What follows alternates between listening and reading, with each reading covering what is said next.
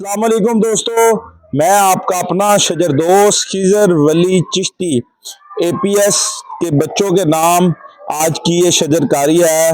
हमारे जो बच्चे आर्मी पब्लिक स्कूल में शहीद हुए थे उनके नाम से हम ये पौधे लगा रहे हैं। और ये आप देख सकते हैं कि मेरा बेटा इर्जा वली चिश्ती अपने हाथों से गुलाब का पौधा उन गुलाब जैसे बच्चों के नाम से लगा रहा है।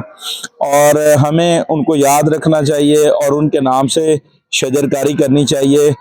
पाकिस्तान को सरसब्ज़ शदाब बनाना है तो पौधे लगाने होंगे, फलदार, फूलदार, सायादार।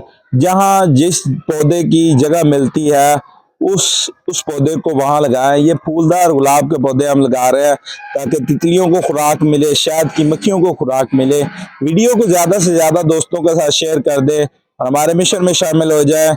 हमने बनाना है पाकिस्तान को सरसब्ज़ शदाब।